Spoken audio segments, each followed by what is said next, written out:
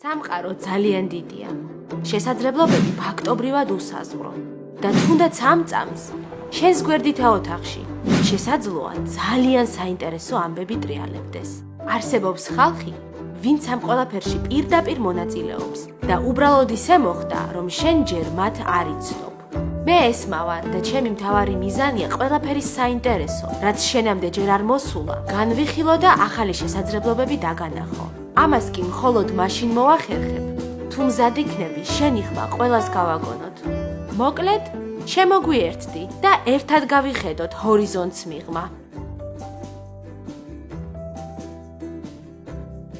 მოგესალმებით, რადიო ჩემი ხმა კვლავ პირდაპირ ეთერშია, გადაცემით ჰორიზონტს მიღმა გიბრუნდებით, ყოველ პარასკევს მე ესმა გუმბერიძე ვარ. ტექნიკური დეტალებისთვის ბოდიშს გიხდით, არსებული ვითარებიდან გამომდინარე ყველანი უკვე ონლაინ რეჟიმში ვერთვებით ოფიციალურად Zoom-ის მეშვეობით გადაცემაში.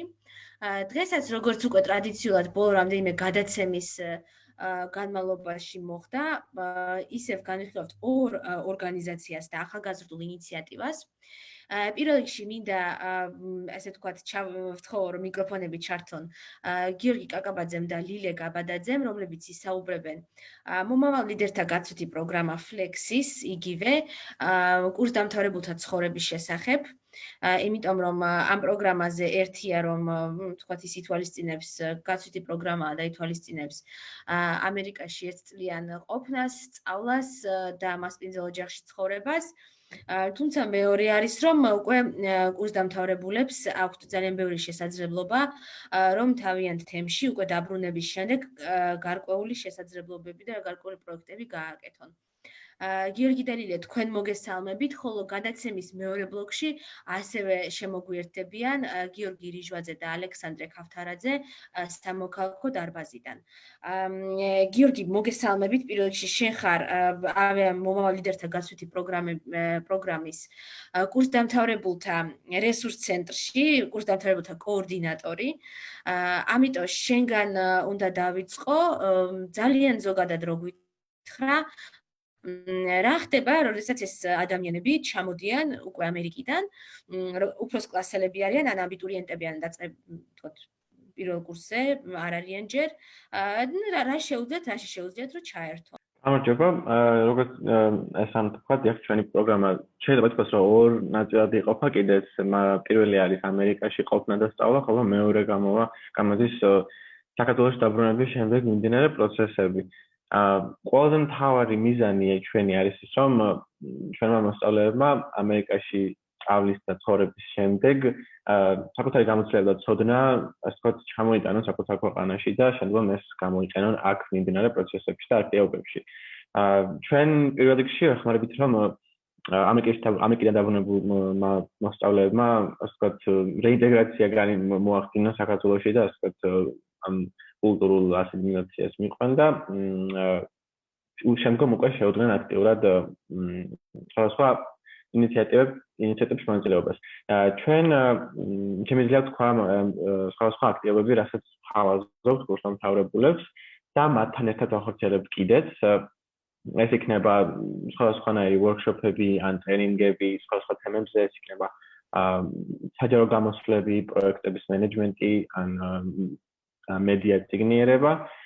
თუმცა ყველაზე მთავარი, ასე ვთქვათ, არის თვითონ კურსდამთავრებულთა მიერ გამოხატული ინიციატივები და სხვადასხვა ქალაქებში, საქართველოს სხვადასხვა რეგიონებში მათ მიერ ორგანიზებული სხვადასხვა პროექტები.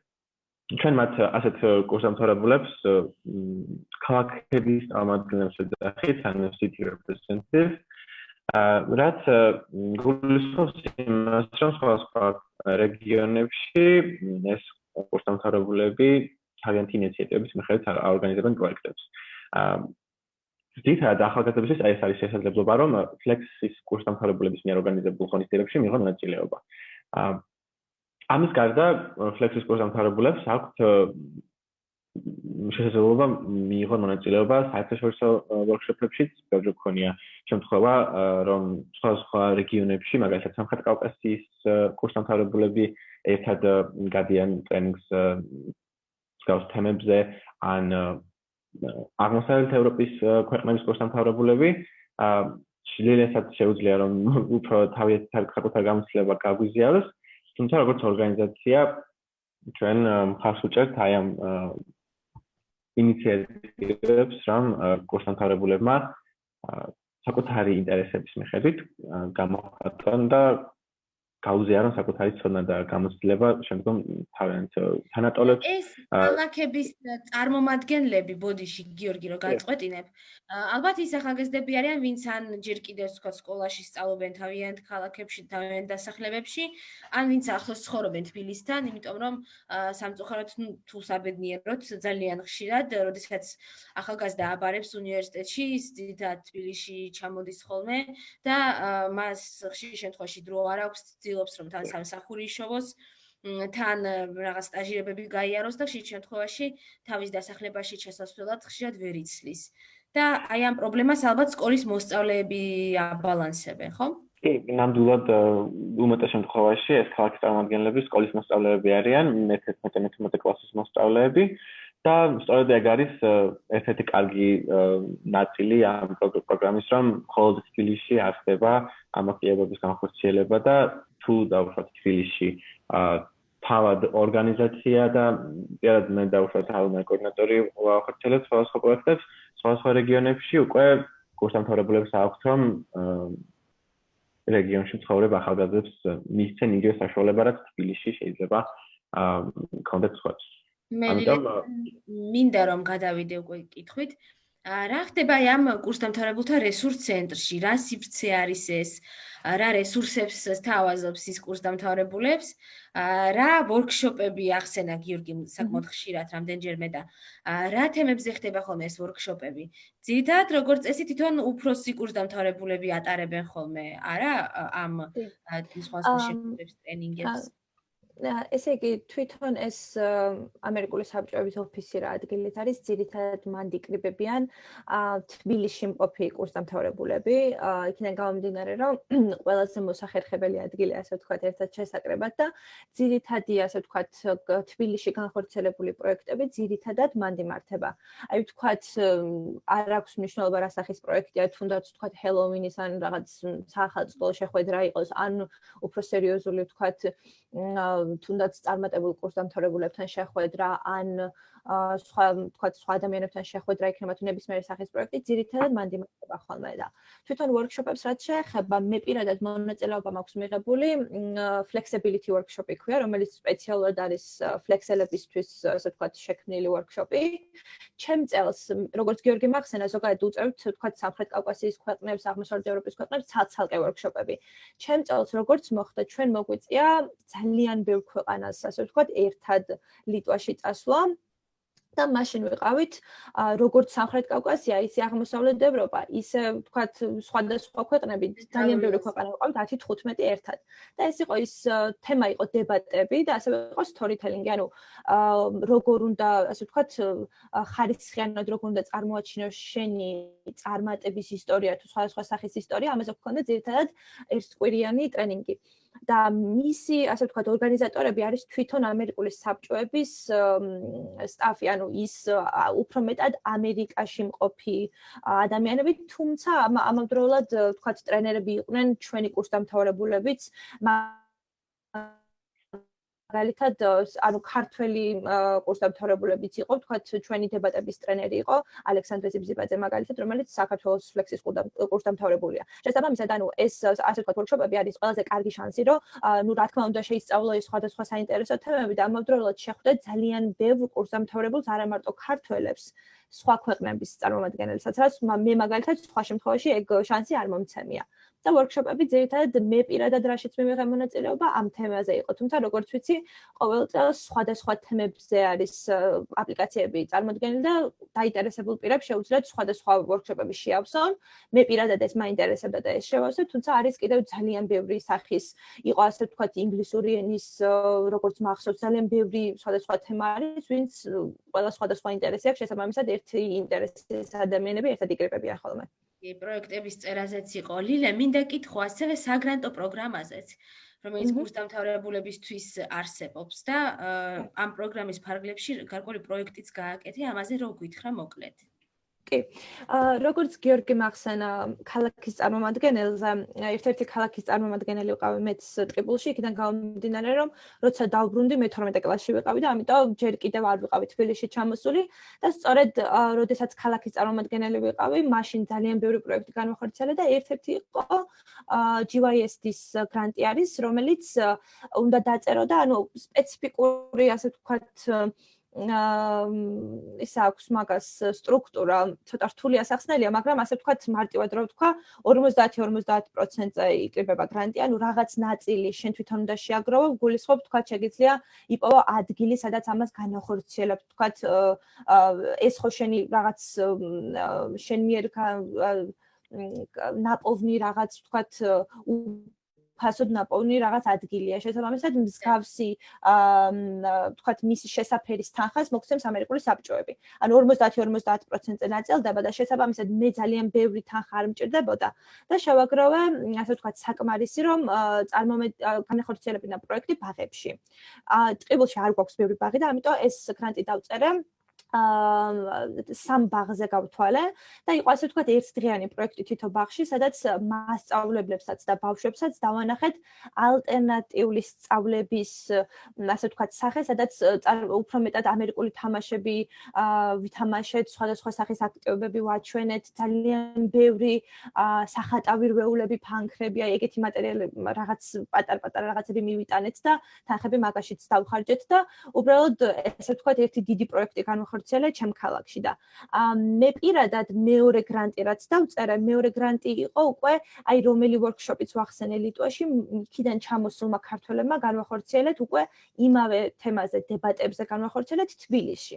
და იქ გრანტი დავწერეთ სპეციალურად flexibility-ის გრანტი არსებობს და შემდეგ უკვე ასე ვთქვათ რეგიონებიდან მოვიზიდეთ ბავშვები და გავაკეთეთ ზუსტად იგივე თემაზე რაც ლიტვაში ვისწავლეთ უკვე საქართველოში და ზუსტად ეგ არის ალბათ ამ გრანტების მთავარი მიზანიც, რომ რაც ნასწავლი გაქვს, თქვათ, ამ ფლექსის განმავლობაში, ალბათ შენ ქვეყანაში როგორი რაღაც უნდა მოახდინო ამის ჩაშლა და განაწილება და მეც ალბათ ეგრევე მოვიქეცი ამ ორი გრანტის მანძილზე. ხო, აი ეს გლობალური GYSD რო გავშიფროთ, ეს არის ესე იგი გლობალური ან რა ვიცი მსოფლიო ახალგაზრდების მოხალისეობის დღე და ძირითადად გაზაფხულზე არის ხოლმე ეს დღე ან კვირეული და რაშიც შეიძლება ჩაერთოს. ასევე არსებობს საერთაშორისო განათლების კვირეული უკვე ნოემბერში და ამ დროსაც ხდება ხოლმე სხვადასხვა ღონისძიებებს ატარებთ, მაგალითად გაცვით პროგრამებზე და უცხოეთში სწავლების და სწავლის მნიშვნელობაზე. გიორგი, მინდა გადავიდე შენთან, ან თვითონ ფლექსის პროგრამა 90-იანი წლებიდან არსებობს და უკვე საკმაოდ ბევრი ზრდასრული კურსდამთავრებული ყავს და საკმაოდ ასაკოვანიც. რამე შეზღუდვა თუ არსებობს აი ამ გრანტებში მონაწილეობის თვალსაზრისით ან ზოგადად ამ რესურს ცენტრში მოსვლის და ღონისძიებებში ჩართვის და რომ თუ არ არსებობს რამდენად ან უფრო პატარა ანუ ახალი კურსდამთავრებულები იღებენ მონაწილეობას თუ უფრო დიდი ხნის წინანდელებიც მოდიან, როგორ არის ეს საკითხი? ზოგადად შეზღუდვა რა თქმა უნდა არ გვაქვს, დაინტერესების შემთხვევაში ნებისმიერ კურსდამთავრებულს შეუძლია მონაწილეობა მიიღოს.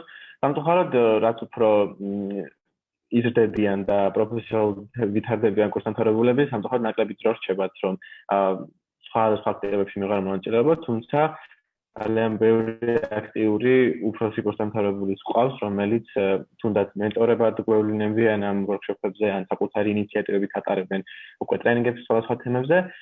თუმცა ამ რესურს ცენტრში ნამდვილად ყველა თაობის კურსდამთავრებული იკრიბება და როგორც ლილამ აღნიშნა, სხვა გრანტების შემთხვევაშიც კი ხდება ჯგუფების შედგენა, თუნდაც და უფროსი კურსდამთავრებულებით ძალიან დიდი ინტერესით ავსებენ განაცხადებს და შემდგომ ახორციელებენ პროექტებს.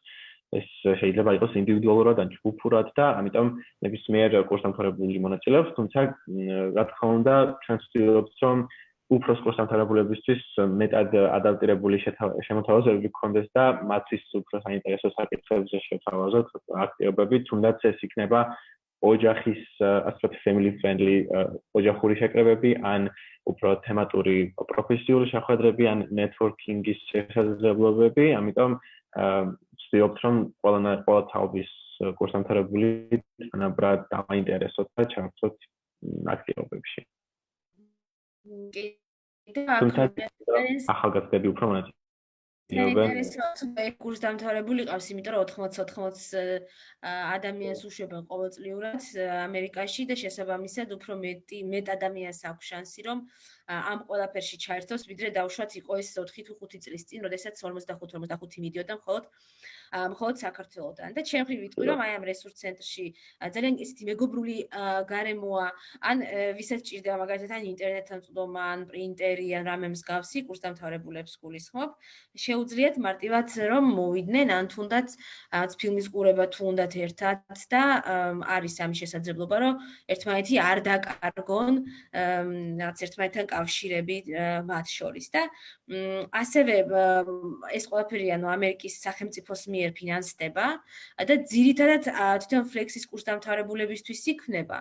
თუმცა უკვე ის პროექტები, რომლებსაც კურსდამთავრებულები თავიანთი და გრანტის ფარგლებში აკეთებენ, ისინი უკვე არა კურსდამთავრებულებზეც ვრცელდება და თვითონ რესურს ცენტრმაც მე რაც ვნახე, რაც ონლაინ ივენთები დაიწყო, რამდენიმე ონლაინ ღონისძიება ყველასთვის გახსნა, ხო? რა ღონისძიება იყო. ნამდვილად, რა თქმა უნდა, პანდემიის პირობებში სამწუხაროდ ონლაინ შეხვედრებზე და ღონისძიებებზე გადავიდით, თუმცა ეს სახელმწიფოს გვაძლევს, რომ უფრო მეტი ადამიანი ჩავხსოთ, რადგან აღმოფხვილია დისტანციის პრობლემა. ნოემბერში, როგორც ახსენე, არის საერთაშორისო განათლების კვირეული და ჩვენ გავაკეთეთ კარიერული შესაძლებლობების ასე ვთქვათ, შეხვედრა, სადაც აბიტურიენტები და დაამთავრებელი სკოლის მოსწავლეები შეხვდნენ წარმატებულ სხვადასხვა პროფესიის კურსდამთავრებულებს და მოისმინეს მათი გამოცდილება სხვადასხვა სფეროებში და მიიღეს რჩევები. აი, მინდა მართლა ვთქვა, რომ მეც როცა რეგიონებში დავდივარ, კარიერული განვითარება და კარიერის დაგეგმა ერთ-ერთი ძალიან მნიშვნელოვანი საკითხია, რომელიც სკოლის მოსწავლეებს ძალიან აინტერესებთ და ამ კუთხით ტრენინგების გავლა თვლიან, რომ არ არის საკმარისი ის პროფორიენტაციის ის საგნის ამ საათები, რაც უკვე ბოლო კლასებში აქვთ ხოლმე. თქვენ მინდა წარმატება გისურვოთ და გადავიდეთ შემდეგ ჩვენს ორგანიზაციაზე, რომელსაც დღეს განვიხილავთ და წარმოვადგენთ. თვისობრივად განსხვავებულია ეს ორგანიზაცია, თუმცა რაღაცით მაინც გავს ერთმანეთს, იმით რომ არ არის მხოლოდ ახალგაზრდებისთვის შექმნილი, ეს არის სამოქალაქო დარბაზი. მინდა დავიწყო ალექსანდრედან, თუ შეგიძლია ალექსანდრე უფრო მეტი რომ გვითხრა ამ ორგანიზაციაზე, მის შექმნის ისტორიაზე, მიზნებზე. დიახ, მოგესალმებით პირველ რიგში და დიდი მადლობა ამ შესაძლებლობისთვის. რაც შეეხება ჩვენ ორგანიზაციას, სამოქალაქო დარბაზი ჩამოყალიბდა 2019 წელს. ასეთ არაფორმალურ გარემოში პრეზენტაცია გქონდა გაზაფხულზე სამშვილდეში და ესეც სიმბოლური იყო, რადგან ჩვენი ორგანიზაციის ძირითადი საქმიანობა მომართულია რეგიონებში კულტურულ საგანმანათლებლო პროექტების განხორციელებაზე, თუმცა არა მხოლოდ ამ ტიპის პროექტებზე. ოფიციალურად ზაფხულში, იმავე წლის ზაფხულში დავრეგისტრირდით, ანუ სულ რაღაც ალბათ წელიწად ნახევარი გამოდის, მე მგონი, რაც საქმიანობთ, ყავს დაახლოებით 20-მდე წევრი, თუმცა ამის მიღმა საქმიანობაში ჩართულები არიან ჩვენი მეგობრები, ახლობლები, რომლებიც აქტიურად იღებენ მონაწილეობას ჩვენ პროექტებში და სხვადასხვა მიმართულებით. როგორც აღნიშნე, ძირითადი მიმართულება არის კულტურულ საგანმანათლებლო პროექტების განხორციელება რეგიონებში. მთლიანად ჩვენი მიზანია, რომ ჩვენი საქმიანობა აბსოლუტურად გატანილია თბილის გარეთ და მიზანია, რომ სამომავლოდაც სხვებსაც უბიძგოთ იგივესკენ, რადგან როგორც იცით თქვენ, ძირითადად პროექტების ძალიან დიდი ნაწილი ხორციელდება ხშირად და სხვადასხვა ღონისძიებების დიდი ნაწილი ხორციელდება თბილისში, დედაქალაქში, ეს ბუნებრივიცაა გარკვეულწილად, რადგან მოსახლეობის 1/3 ცხოვრობს დედაქალაქში, მაგრამ ჩვენი მიზანია, რომ რეგიონები ბრუნოთ თავისი ისტორიული როლი გარკვეულწილად, რომელიც ჰქონდათ მათ როგორც საგანმანათლებლო და კულტურულ კერებს. და რომელ რეგიონებში მუშაობთ ძირითადად?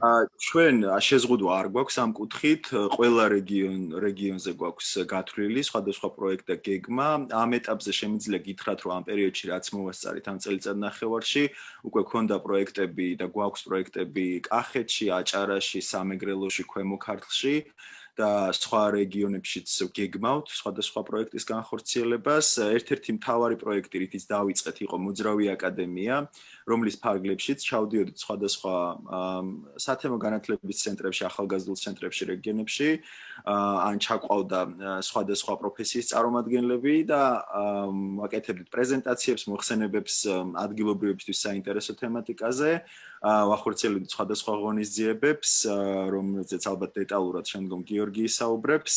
და ასევე ამის მიღმა მინდა აღვნიშნო, რომ ჩვენ არ ვართ კონცენტრირებული, როგორც აღნიშნეთ უკვე თქვენ, არ ვართ კონცენტრირებული მხოლოდ რაღაცა ახალგაზრდულ ჯგუფებზე, მაგალითად, შემიძლია მაგალითს მოვიყვანო, წნორის ცოდნის კაფეში ვიყავით ჩასულები, ერთხელ ჩვენი მეგობარი სამედიცინო სფეროდან წამოყვა და ხანდაზმულებისთვის იქ ფაქტობრივად კონსულტაცია გაუწია, სამედიცინო კონსულტაცია, მათთვის საინტერესო თემატიკაზე პრეზენტაცია გააკეთა, კითხვა-პასუხიც იყო. ამიტომ არ ვართ რაღაც შეზღუდული, რაღაც ასაკობრივ ჯგუფებთან მიმართებით. და მოკლედ ძირითადი მიზანი ჩვენი არის, რომ აი მაქსიმალურად ყველანაირად ვეცადოთ, რომ მოხდეს რეგიონებში იმ საგანმანათლებლო და კულტურული კერების, უკვე არსებული კერების გამოცოცხლება და მათი დახმარება და ხელშეწყობა, მეორე მხრივ ხელშეწყობა ახალი ასეთი კერების ჩამოყალიბების საქმეში. თუმცა თქვენი წევრების და აქტივისტების უმრავლესობა მაინც ახალგაზრდები არიან. მე მინდა ახლა გიორგი რიჟვაძესთან გადავიდე, რომ უფრო კარგად გავიგოთ, რას ნიშნავს კულტურულ საგანმანათლებლო პროექტი, რა იგულისხმება ამაში. გამარჯობა, მივესალმებით თქვენს მენელებს და მადლობა კიდევ ერთხელ იმისათვის, რომ გვეძლევა ჩვენ ორგანიზაციას შესაძლებლობა, ასე ვთქვათ, პრეზენტაცია ან ჩვენი საქმიანობის შესახებ უთხროთ თქვენს მსმენელს.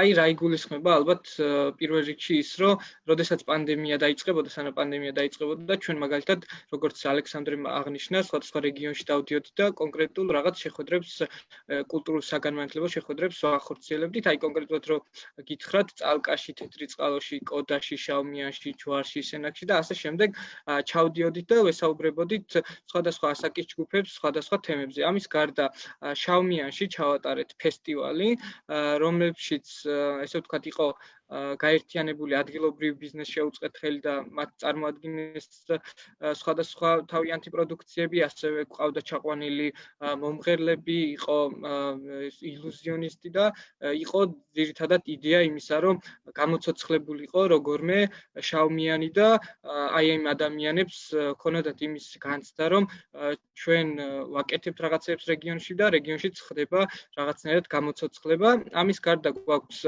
კვირეულები საგანმანათლებლო კულტურული, მაგალითად ბოლოს გქონდა გერმანელების შესახებ, რომლებიც საქართველოში არიან, ასევე გქონდა უდიების შესახებ, ზაალქიქოძის შესახებ, ისლამის შესახებ საქართველოში და ასე შემდეგ, რომლებსაც ამჟამად უკვე დაფინანსებაც გვაქვს ევროკავშირისგან და თბილისის ადამიანთა უფლებათა სახლია ჩვენი, ესე ვთქვათ, დამფინანსებელი. ბოლოს გქონდა ასევე პროექტი არჩევნების შესახებ და საინფორმაციო შეხვედრები აჭარაში, რომლებშიც, რა თქმა უნდა, ძირითადი აქცენტი იყო ახალგაზრდებზე გაკეთებული, თუმცა აქაც არ გქონია ასაკის შეზღუდვა, აქაც გრანტიორი ყავდა IPS-ი.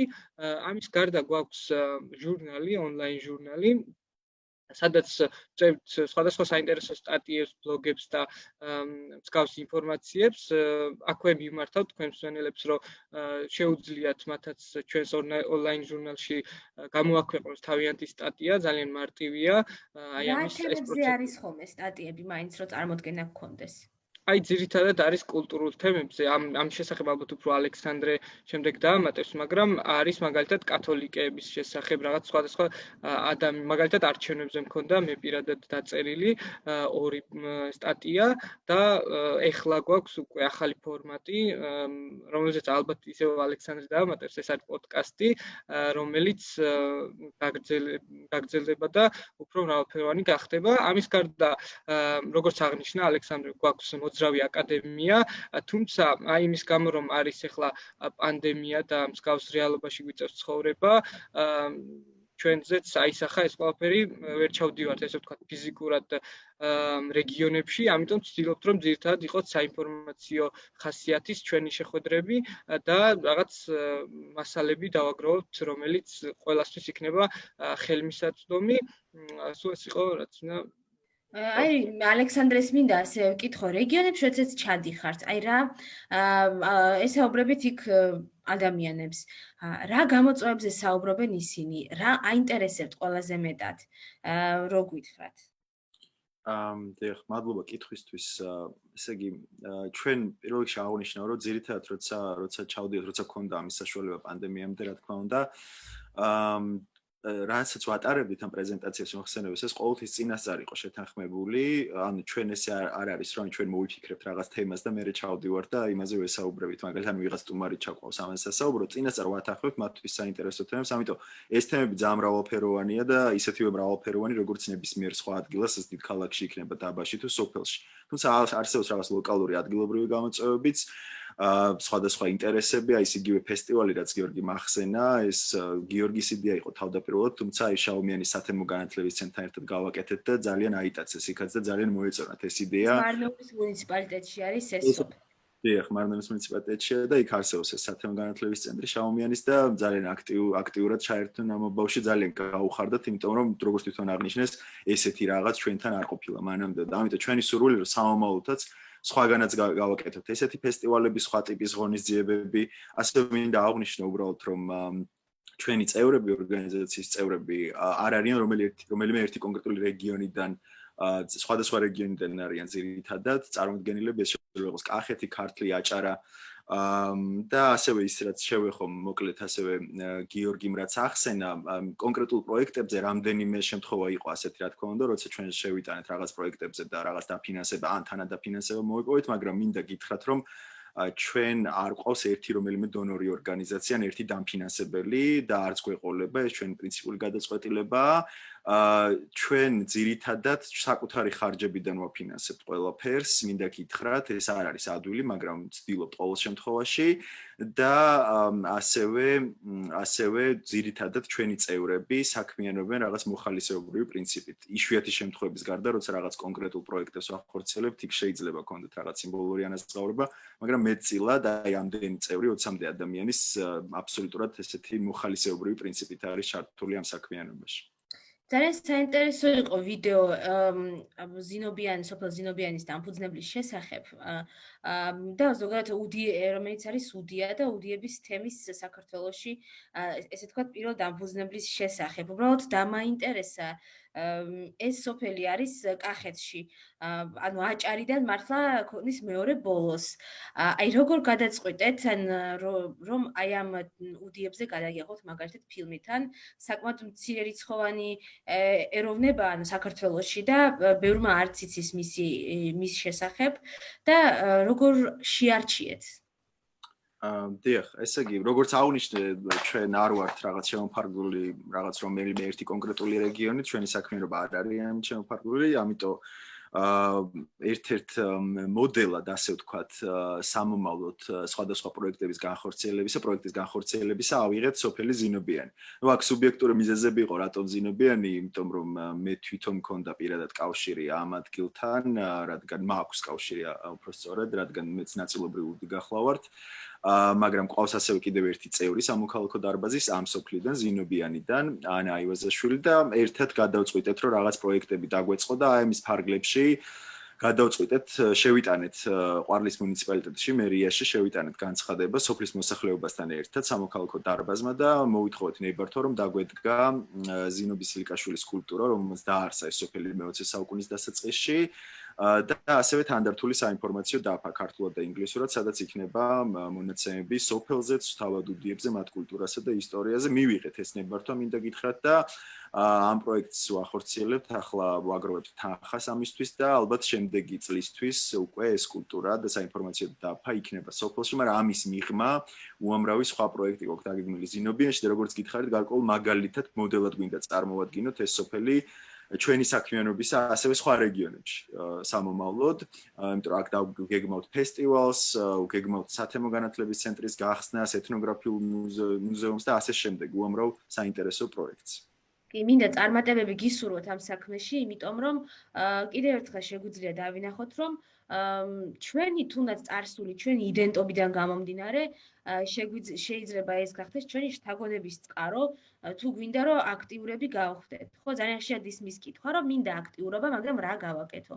და თუნდაც ჩვენ შეიძლება გვეგონოს, რომ ძალიან ჩვეულებრივი ამბავია, რომ ჩვენი მშობლები ან წინაპრები არიან წარმოშობით სადღაციდან და ჩვენ არ ვთვლით ამას საინტერესოდ, თუმცა ყოველივე ეს შესაძლოა გახდეს საინტერესო და შთაგონების წყარო იმისთვის, რომ იმ კუთხისთვის, იმ თემისთვის, იმ ეთნოსისთვის თუნდაც რაღაც მნიშვნელოვანი და ღირებული გავაკეთოთ და შევქმნათ პირადი გამოცდილების საფუძველზე და პირადი კავშირებიდან გამომდინარეც მათ შორის, იმიტომ რომ ციდან იდეები, რა თქმა უნდა, არ მოფრინდება.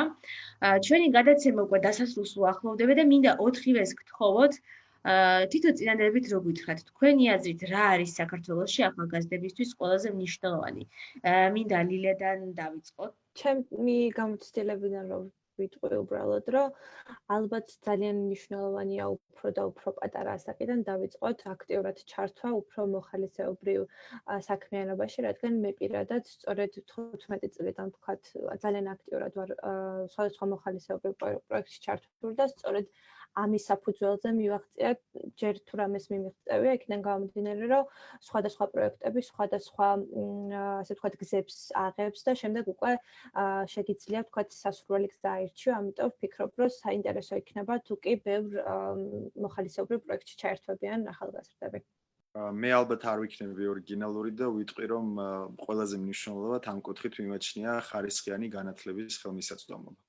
განათლება საკმაოდ ისეთი პოპულარული თემა არის, თითქმის ყველა სტუმარი, ყველა გადაცემაში ეს თემა აუცილებლად წამოიწევს ხოლმე.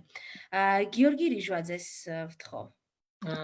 მე ერთხელ ვიყავი გადაცემაში და მაშინ განათლება დავასახელე და ეხლა მეორე დრო ვარ, ალბათ სხვა გამოწვევას დავასახელებ და ეს არის შესაძლებლობები, რომლებიც შეიძლება საქართველოს ყველა წერტილში გქონდეს ყველა ახალგაზრდას, იმიტომ რომ ეხლა ჩვენი პროექტები რისკინაც არის მიმართული, მაგალითად ერთს გავიხსენებ და უბრალოდ შევაჯამებ ამაზე, რომ მაგალითად მოხალისეობრივად ჩვენ შევაგროვეთ წიგნები და სხვადასხვა რეგიონში, სადაც არ არის და პრობლემებია წიგნების მიმართულებით, ბიბლიოთეკებში გავაგზავნეთ ჩვენ მიერ მოხალისეობრივად შეგროვებული წიგნები და რა არის ეხლა ეს რისი მაგალითია იმისა, რომ იმ ადამიანებს, რომლებსაც აი ამის შესაძლებლობა და ესე ვთქვათ, შესაძლებლობა არ აქვს, მაშინ უნდა მივაწოდოთ რაღაცნაირად, რომ მერე აი ამ შესაძლებლობებით მათ შეძლონ იგივე ხარისხიანი განათლების მიღება და სხვა, ესე ვთქვათ, სარგებლის მოტანა, როგორც საკუთარი თავისთვის, ასევე ქვეყნისთვის. მე ვიტყოდი, რომ ძალიან მნიშვნელოვანია ჩემი აზრით ადრინდელი ასაკიდან ახალგაზრდების ინდივიდუალიზმის ხელშეწყობა და მათთვის მათზე მორგებული და მათთვის საინტერესო გარემოს შექმნა, სადაც არ უნდა იყვნენ და რა არ უნდა აინტერესებდეთ. ამიტომ ამაზე შეიძლება პარალელურად აგრეთვე მრავალფეროვანი გარემოს შექმნაზე და სხვა კულტურების ან გამოსლებების მიღება ადრეული ასაკიდან. კიდევ ერთხელ ყველას წარმატებას და მდგრადობას გისურვებთ ყველანაირი პანდემიების მიუხედავად და გქონოდეთ სურვილი რომ გააგრძელოთ თქვენი საინტერესო და მრავალფეროვანი საქმიანობა. დარწმუნებული ვარ თითქმის ყველა თქვენგანი სხვადასხვა პროექტში და სხვადასხვა ორგანიზაციაში არის თან ამავდროულად ჩართული, ზოგი თან სწავლობს კიდეც უნივერსიტეტში, ზოგი კიდევ მუშაობს. მე კი ერთი კვირით დაგემშვიდობებით დროებით.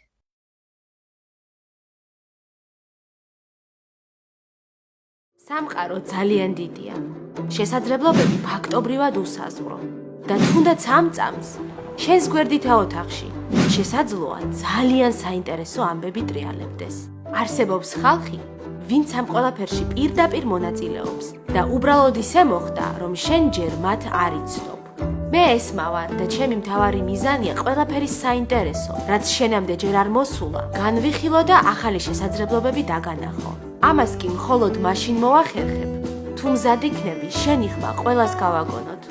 მოკლედ, შემოგვიერთდი და ერთად გავიხედოთ ჰორიზონტს მიღმა.